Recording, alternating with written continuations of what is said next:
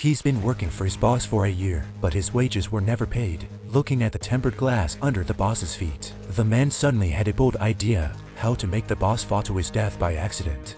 For the next few days, the man stared at the glass above his head every day, trying to figure out which method was more reasonable, because this was the boss's path. The man's name was Craig. In order to realize his plan to drop his boss, he even worked overtime until the early hours of the morning, and went to great lengths to develop a game specifically designed to test the density of the glass, as well as its maximum weight-bearing range. But to his surprise, his boss suddenly appeared behind him. In order not to be suspected by the boss, Craig hurriedly explained that this was a new game he was going to launch. Upon hearing this, the boss not only didn't think twice about it, but also couldn't wait to try it out. With this game, the boss seems to be less bored every day to the screen to play non-stop, and for this reason, Craig was promoted to the company's creative director. Craig was a bit confused for a while. Originally was to wrestle the boss to death. How could it go to another script? But Craig could not have imagined that the terrible story had just begun. To reward Craig's creativity, the boss invited him to his private bar at night. The blue light of the place looks very high class. Suddenly, a woman in the distance waved to him. Craig thought to himself, "Are you going to be a fish out of water?" He sat her down across from the woman. Craig realized that half of the woman's face was fake. At this time, the boss also sat her over. Craig thought the woman was the boss's girlfriend and finished his glass of wine. Craig noticed that not only was the woman's face fake, but even one of her arms was not real. Craig felt a little uneasy and pretended to go to the restroom. When Craig returned, the woman had already left and was talking to another man. Craig realized again that one of the woman's feet was also fake. He didn't dare ask any more questions, so he and the owner finished their drinks and left the bar in a hurry.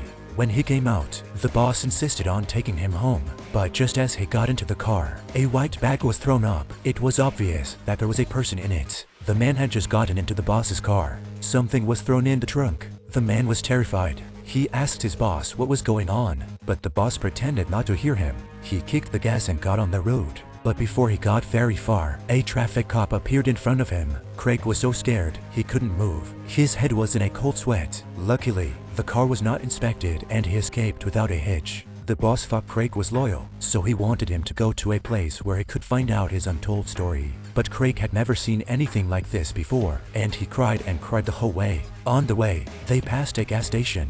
While the owner was going to the convenience store, Craig panicked and opened the bag. But what he didn't realize was that the person in the bag was the same dummy that was in the bar. Before escaping, the woman reminds Craig that if he wants to know the boss's background, he should go to a man named Oyama, and then turns around and leaves. And at that moment, the boss returns to the car. But he wasn't surprised, but acted calmly. Just said it was a test for Craig, but now Craig is no longer worth his trust. Turns out the girl was a friend of the boss because she was addicted to drugs and couldn't help herself.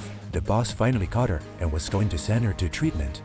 Craig messed up all his plans. After that, the boss drove off alone, leaving Craig at the gas station. The next day, Craig passes by the bar he visited last night. He was curious to see what the owner's private bar looked like during the day. So he walks up and pushes open the door. Craig frowns. What was a brightly lit bar last night had been turned into an office overnight. So why was Craig investigating his boss?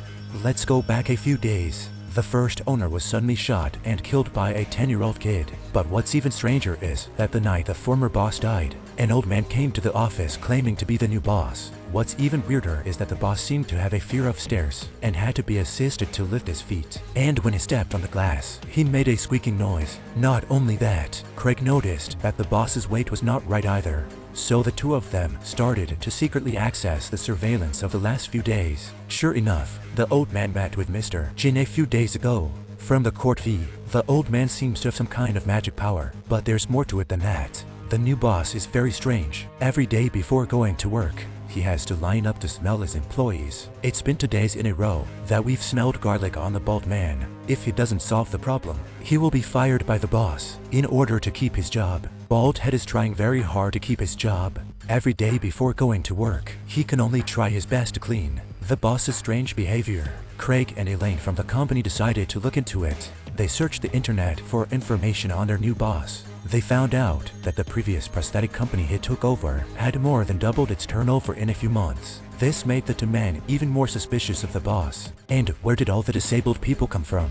Is the new boss a demon? Craig thought of what the woman in the bar said to him earlier, but Frank Flores. If you want to know what he's made of, find Frank Flores.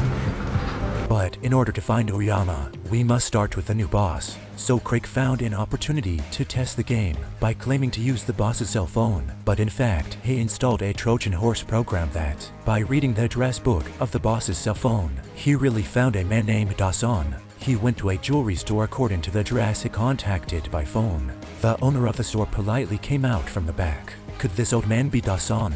Craig hurriedly explained where he came from. The old man was not calm when he heard about Dawson. He hurriedly pressed the switch on the wall, and the electric door was then locked. Craig was baffled. What was he doing? Only to see the old man bent down, as if to take something. Craig was shocked. He thought the old man was looking for a weapon, but it turns out he's just bending down to get a key. Then the old man took Craig to his maintenance room and pulled out a drawing. The old man said he'd never seen the mountain before, but the drawing belonged to Oyama.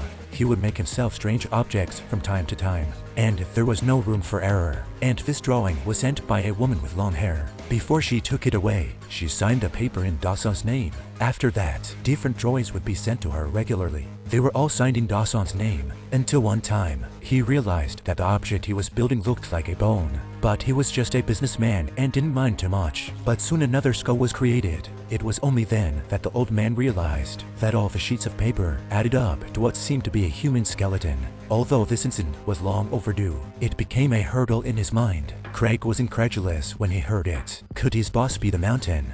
Craig then described his boss's height to the old man. This made them even more sure that his boss was Dawson. After knowing the truth, Craig planned to leave, but he was blocked by some masked men who beat him up. Luckily, the old man is not a vegetarian, and the masked men were knocked down with a few shots. Craig didn't want to investigate any further and planned to fight the boss head-on. With a 2-meter-long hammer, he forced the boss to tell the truth, but the boss didn't give him a second thought. Seeing that the boss was not afraid, Craig smashed at the glass. The boss just smiled and took a few steps back.